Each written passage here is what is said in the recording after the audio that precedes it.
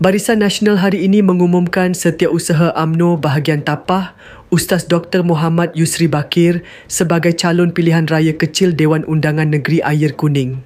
Perkara itu diumumkan oleh Menteri Besar yang juga pengerusi BN Perak, Datuk Seri Sa'arani Mohamad semasa Majlis Pelancaran Jentera dan pengumuman calon BN bagi PRK Dun Ayer Kuning yang diadakan bersama Majlis Rumah Terbuka Aidilfitri Parlimen Tapah di Command Center BN Perak di Dewan Serbaguna Kampung Tersusun Haji Tahir Temoh hari ini.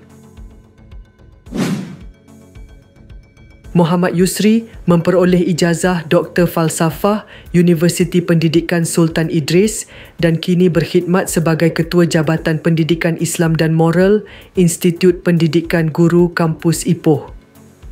Majlis berkenaan turut dihadiri pengerusi BN yang juga Presiden UMNO, Datuk Seri Dr. Ahmad Zahid Hamidi, kepimpinan tertinggi BN termasuk Setiausaha Agungnya, Datuk Seri Dr. Zamri Abdi Kadir dan Pakatan Harapan. Alhamdulillah, saya merakamkan ucapan terima kasih kepada Yang Amat Berhormat Datuk Seri Pengurusi Barisan Nasional, Yang Amat Berhormat Datuk Seri Menteri Besar Perak, seluruh kepimpinan Barisan Nasional dan juga UMNO, khususnya UMNO bahagian Tapah yang telah memberi kepercayaan kepada saya untuk mewakili Barisan Nasional dalam PRK Dun Ayer Kuning ini. InsyaAllah dengan kerjasama daripada kita semua, komitmen daripada kita semua, kita akan mampu membawa kejayaan yang besar kepada Dun Ayer Kuning ini demi meneruskan perancangan dan apa yang telah dibuat oleh